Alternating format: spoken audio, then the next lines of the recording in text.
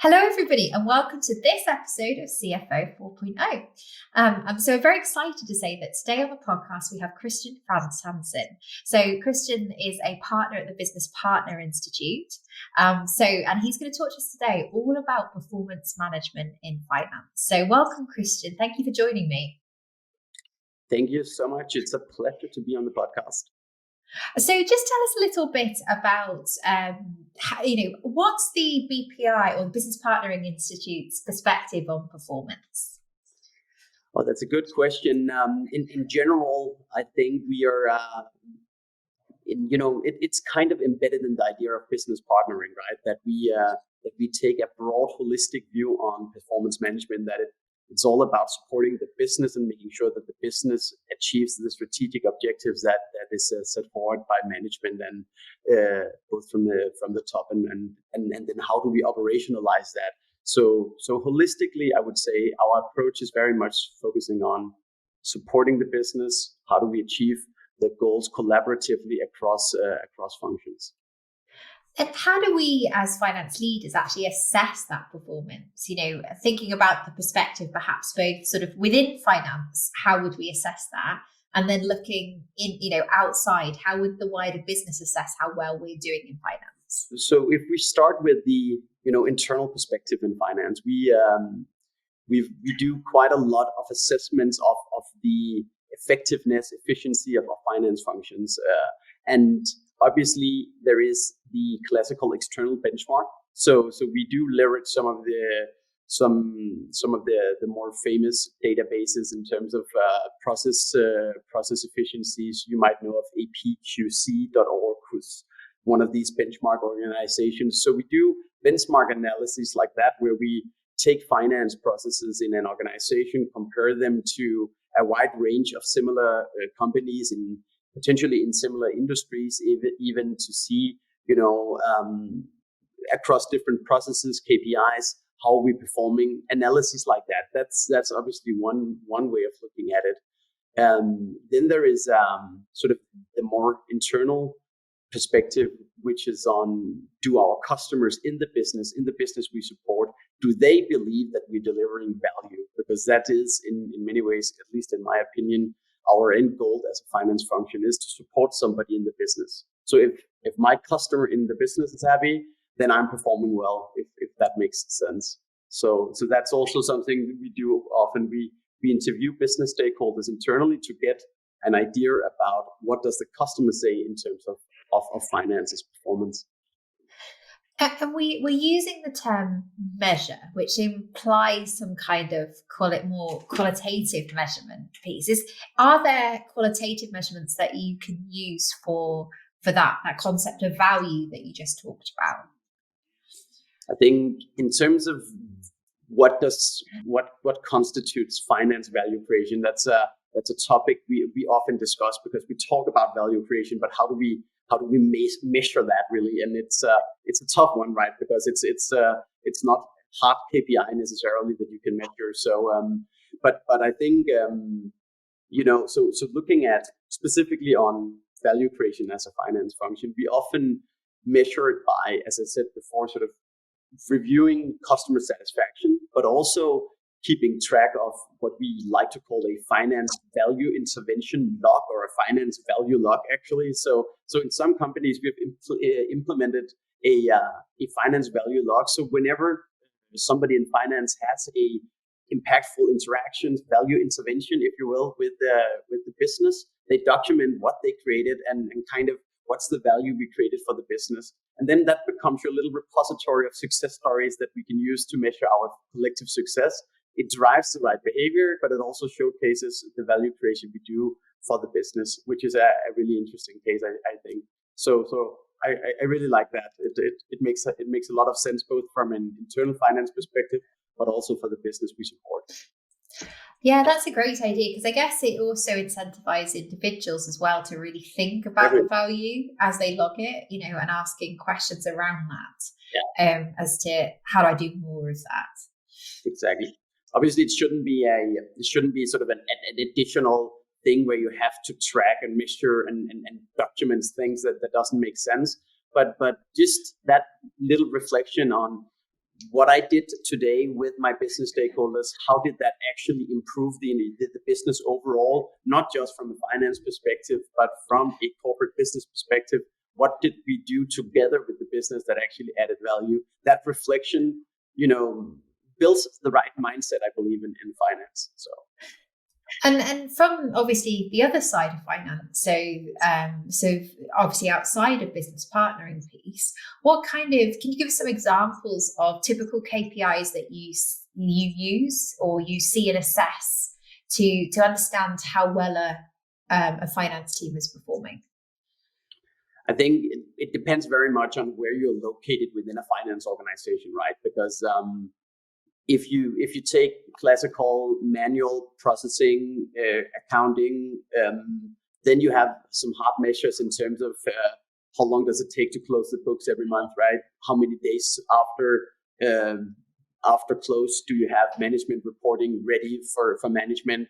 These kind of KPIs. So that would be number of days or time or and even some accuracy in terms of variance and stuff. But those are sort of that's mainly if you look at sort of the more transactional processes, right? But then obviously in terms of budgeting, FP&A, budgeting planning, we often look at the number of iterations it takes to actually land the final budget or the final plan, or the time it takes. I've seen companies spending up to starting 7 months in advance before completing a budget. And then it's almost like they start on the next one before they even kind of close the first one. And that's not the right way to do it, at least not from my perspective. And I think there is a general understanding that that's probably not the best way to do it. But so depending on where you are, we use different KPIs for different finance teams and different sub-components of the finance function, if you will. Yeah, so talk us through that. How do you sort of section off of finance? What are the different sort of functional areas that you would normally set measures or KPIs for? I think, internally in finance, the design of the finance organization and the supporting service delivery model, basically who does what teams are responsible for what processes, all of that. It's not like you have a one size fits all, right? A smaller startup or a tech company might be different from a shipping company, but overall you have some standard departments that you often see, right? With finance systems, accounting, finance operations. Maybe you have FP&A. You might have a separate business partnering leg or a commercial finance team as well. You might have some tax and legal, and depending on where you are within those teams, you might also obviously have some investor relations or M&A, depending on what your task is and what part of the service delivery model you're in charge of. You would then customize the KPIs and measure something relevant to what you need to succeed with, basically, right? It's not more complex than that.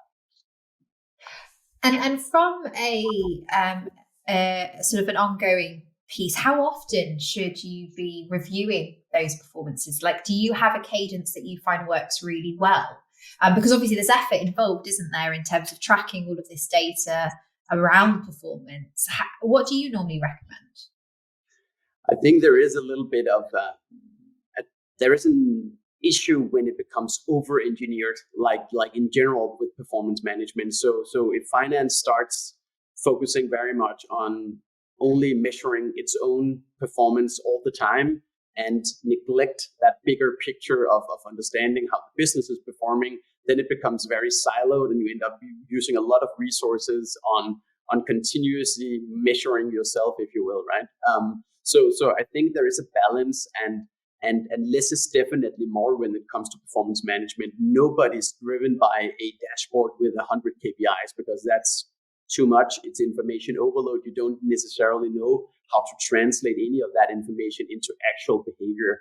So I think selecting very few key measurements and then focusing on those KPIs for each of your legs or each of your sub departments in finance, and then reviewing them with a set cadence, maybe if sometimes maybe just annual, but at least having some cadence so it's not completely black box whether or not you're living up to a set standard. So, but in general, less is more, and I would much rather have sort of a case-based approach internally in finance, that if something works, then we don't necessarily have to measure a lot.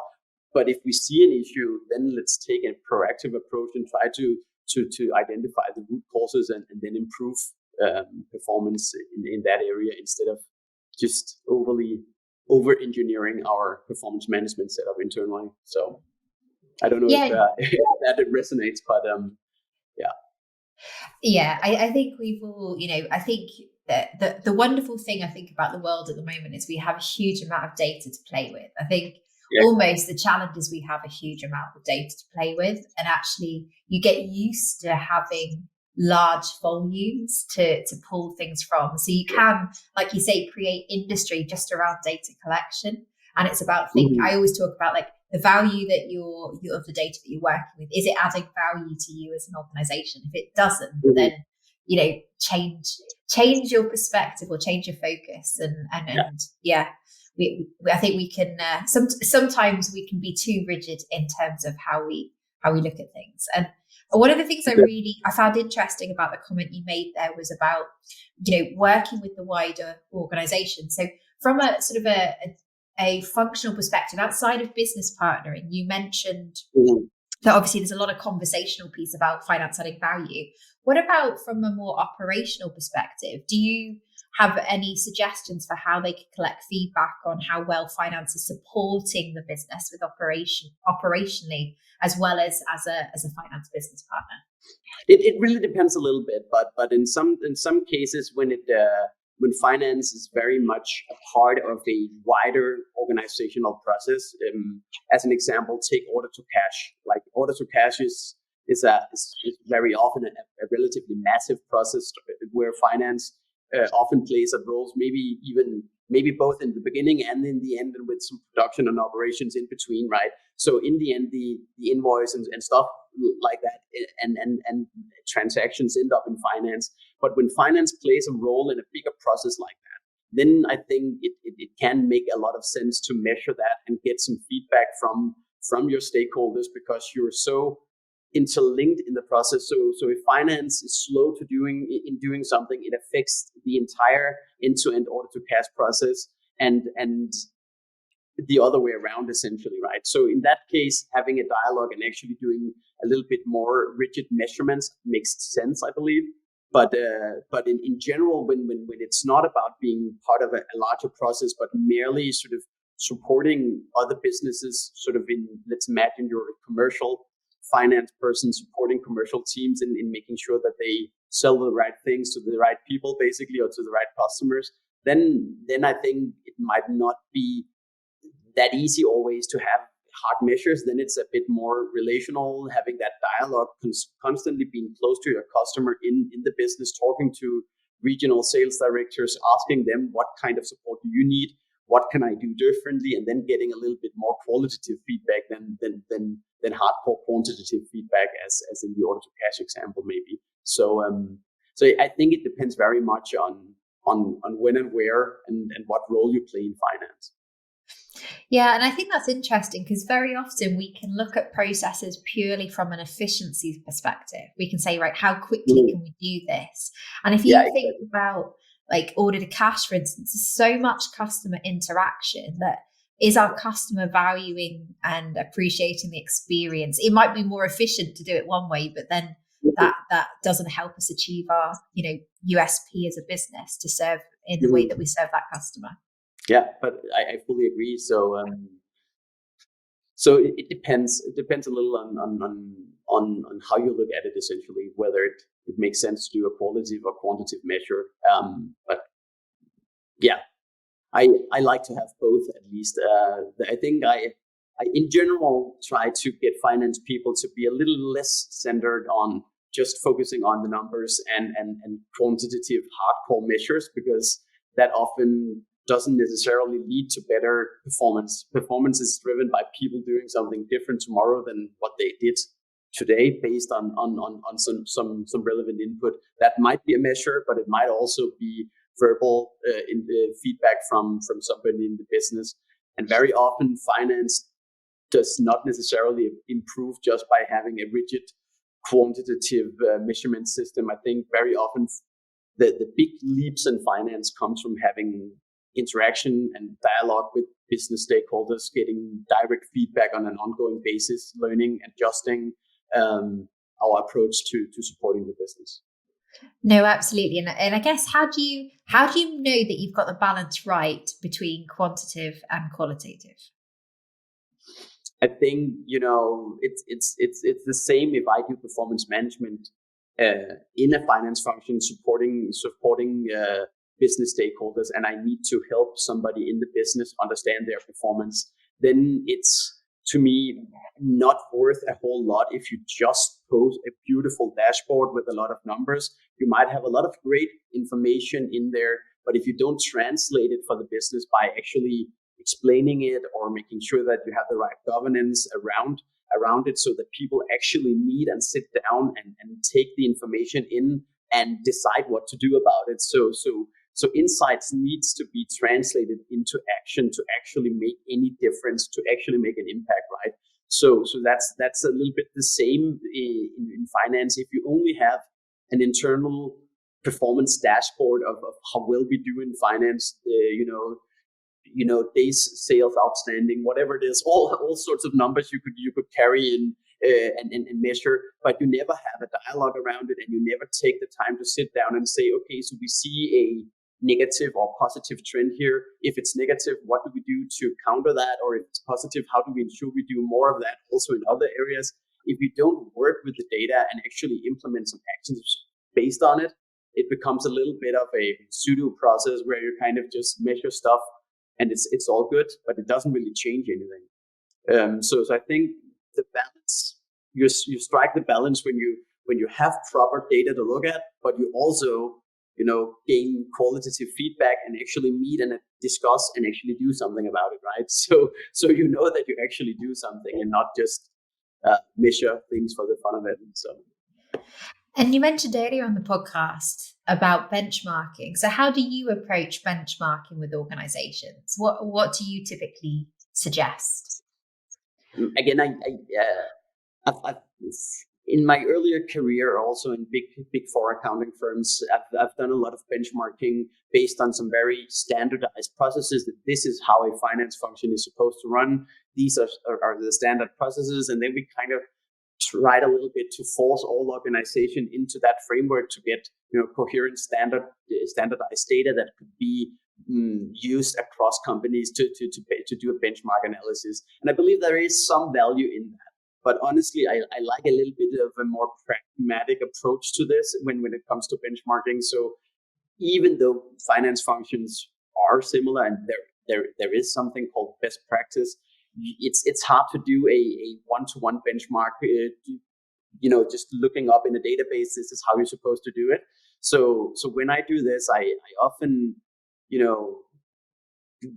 get into a company and then identify relevant competitors in the market. And in some cases, I actually have one with several shipping companies at the moment, where this one guy in a head of business finance asked me, how do I measure this? I don't care about what they do in one of the big pharma companies. We're a shipping company. I need something that is similar to me, also size-wise, and So do you know anybody? And he said, yes, I do. Like, I know those sitting in your competitors over there and there. And just by engaging with the network, we now have 4 different shipping companies that operate globally, but with people in each of the organization committed to kind of sharing a little bit about how they do in finance. I don't think anybody loses from a competitive perspective. I think everybody has something to gain from this. So having that pragmatic approach where I kind of facilitate that several companies that have a similar interest and might be comparable actually get together and share a little bit of insights. I like that approach much more. And then it's even better if you can then bring relevant parties into a room and have a discussion around the decisions behind different ways of doing things. I think very often that's where realizations really arise from that dialogue, rather than just doing a standardized report that they can with 100 pages they can look through, measuring their performance against a database. doing the more pragmatic thing where you actually facilitate the dialogue between companies. I prefer that a little bit more myself. So. No, I completely agree with you, because I have this debate a lot internally, and I think there's a bit about benchmarks are benchmarks, right? They're so highly contextual depending on where people are at. I think there's something to be said to having less of a benchmarking approach, more of a continuous improvement, because fundamentally, like it's that whole question about, regardless of what the benchmark is, what does your organization need, and where do you need to be, and how do you get there? And that's always interesting. I think sometimes if you're not sure whether what you're doing is well, then that's great. But I think most people always feel like there's something to be done better. So that's always the way that we tend to look at things, or look at process improvement specifically.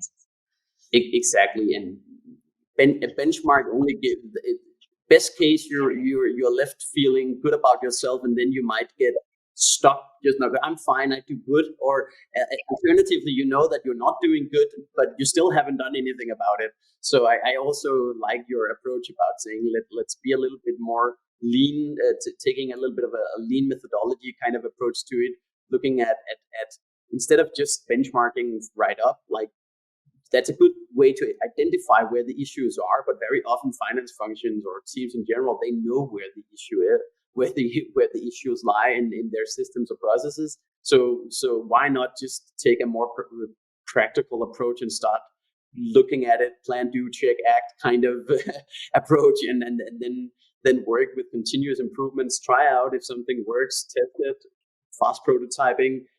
If it works, implement it. If not, try something else. I think that more agile approach might actually be where you gain the best results faster, rather than just doing an elaborate benchmarking analysis.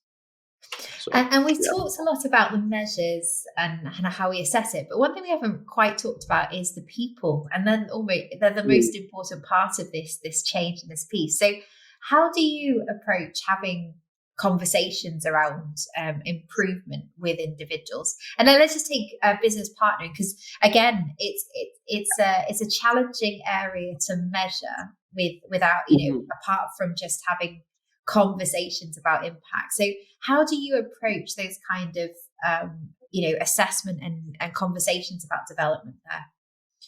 Yeah, I think that's a really interesting topic, really, because you're absolutely right. Performance is only, you can only improve performance if somebody does something different, right? And so it comes down to people in the end. You might optimize systems or get a better system, but the systems are only there to enable somebody to do something different as well, right?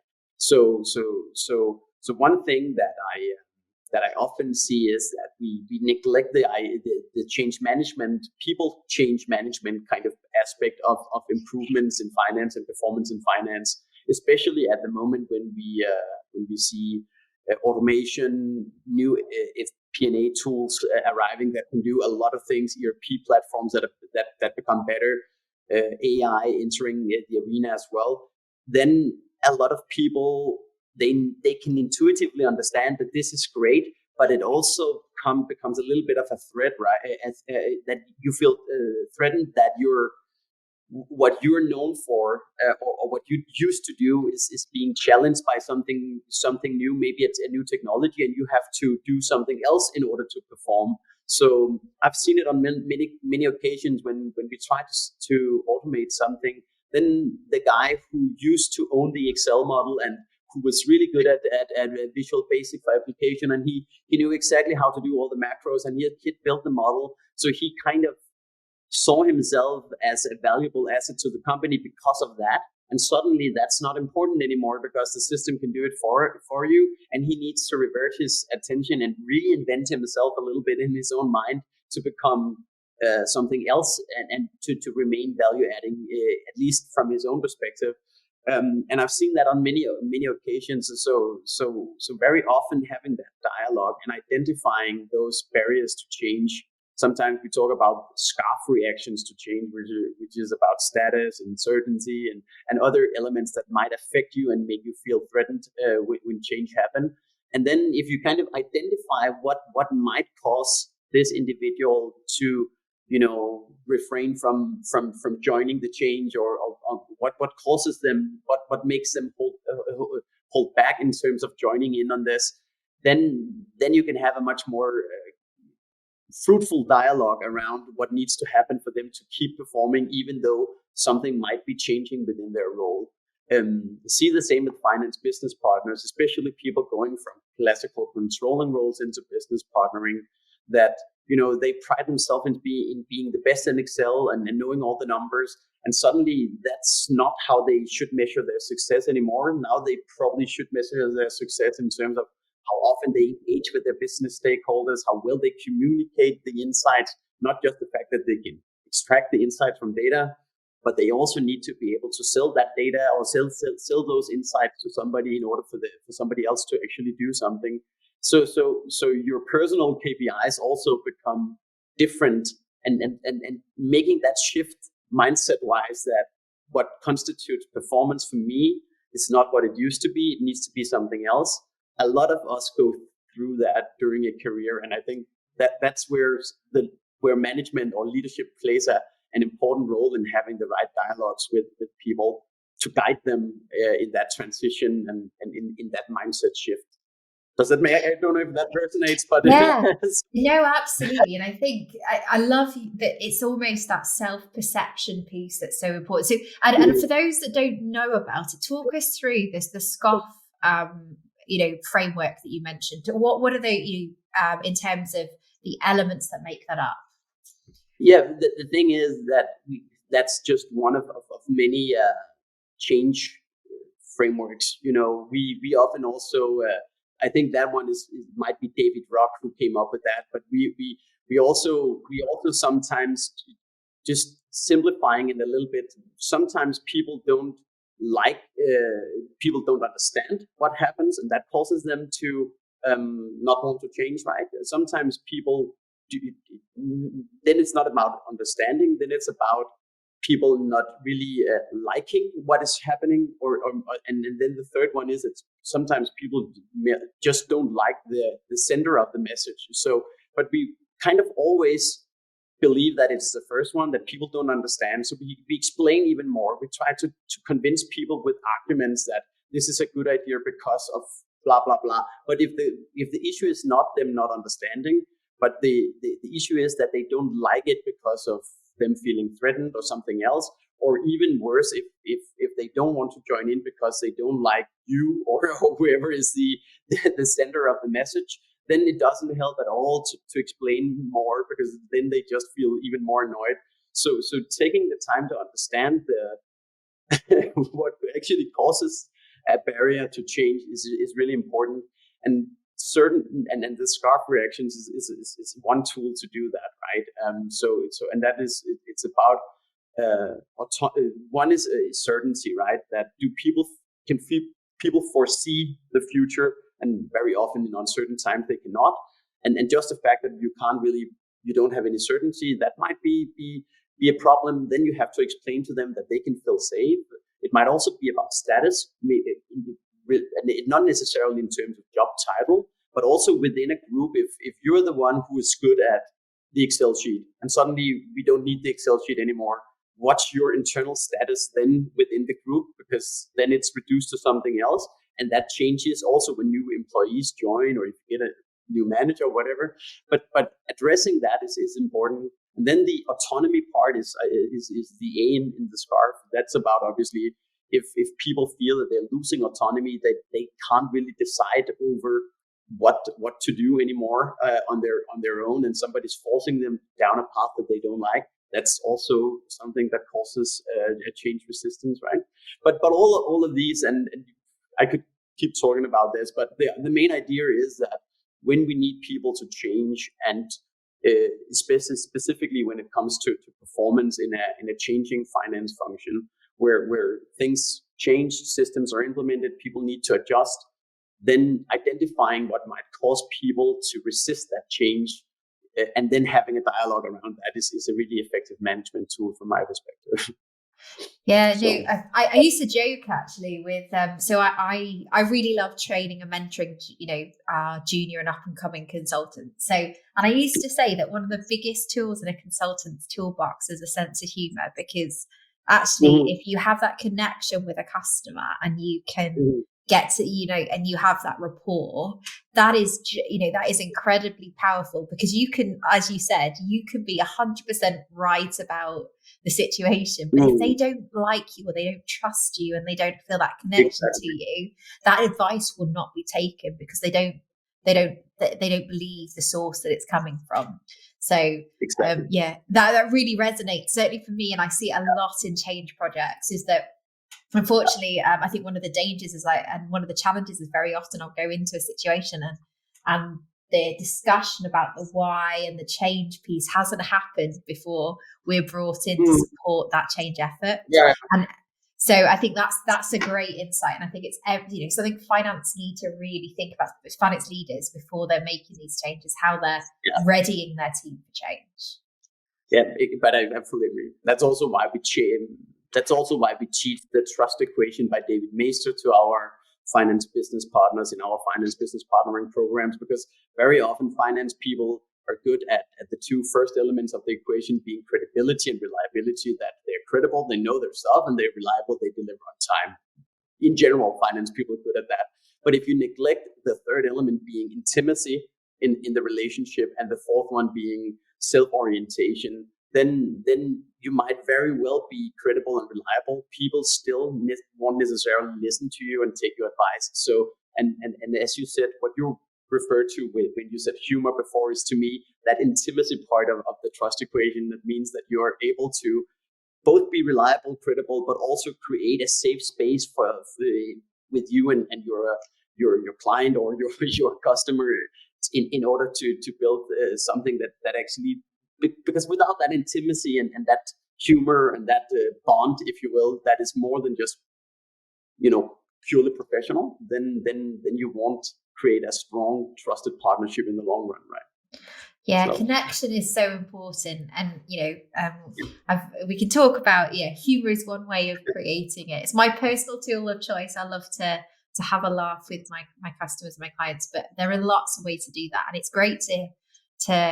I always love listening to people's frameworks, because I think it helps you put things that you do or you've done into perspective. mhm, So thank you for sharing some of the ones that mhm, you work with. Now, Christian, I'm very aware of time, and we've covered a lot of different areas on the podcast today. But for someone that's looking to create a high performing finance team, and to drive their team forwards, or maybe take the team on the journey with you. Maybe drive isn't the mhm. right word. What are your suggestions? How would you approach that?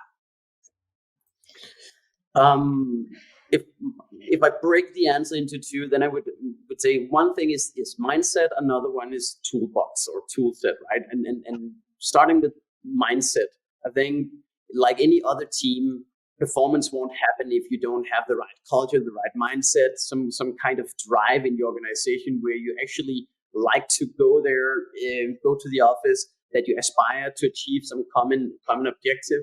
So you need to have that winning aspiration, and it very often it tends to be something that management decides, or the CFO decides in a closed room, and it doesn't really resonate. But to really succeed in driving performance in finance, we need to have that desire to do better, and have that team spirit, that as a finance function we can actually deliver real value for the company, have a shared aspiration. So, and you can do a lot to build that by bringing your team together, but very much also on communicating that, and establishing that shared language and that shared desire for something greater. So that would be the mindset part, and that's and then the toolbox part of the tool part is the other part. And one thing is obviously measuring performance, making sure that we track how well we do and then adjust accordingly. But the other thing is also obviously continuous improvement and learning and development in finance. We can't expect people to magically embrace AI without training them in a new technology that has arrived, right? So I think performance is you can measure performance, but you only drive performance changes to performance by giving people the right skills to actually do what they need to do, and also building the desire for people to do so. So I think there is a sometimes overlooked learning and development aspect to performance as well, that we expect people to do well, but we don't invest enough in them being trained and giving them the right opportunities to develop. So those are probably my perspectives on that. No, and I think it's a great observation. I think especially in high pressure finance teams where every second is critical, it can sometimes be challenging to prioritize learning and development because you've got so many other things and so many other things. But like you said, you can't create change without building skills, without supporting people in that transition. So thank you so much, Christian, for sharing your knowledge, your insight, and your experience on the show. If people want to learn more about yourself and also the Business Partnering Institute, where's the best place to go? I think, we're very active on LinkedIn, so please, by all means, follow me and my colleague Anders Leo Lindberg on LinkedIn, not on Facebook. I don't think we're there actually, but on LinkedIn. And then obviously our webpage is bbidk.org. So go there and have a look, and then by all means reach out if you have any questions. And absolutely, for our older listeners, I don't mean in an age, I meant in how long you've been listening to the show. Do remember, we do have a previous episode with Anders, which again was very well received. So would recommend you go back and have a listen to that one as well. So thank you so much, Christian. It's been great to get your insight. Really appreciate. And thank you to our listeners as well. And of course, do reach out to me with any suggestions for future topics and questions you may have. And I'll see you next time on CFO 4.0.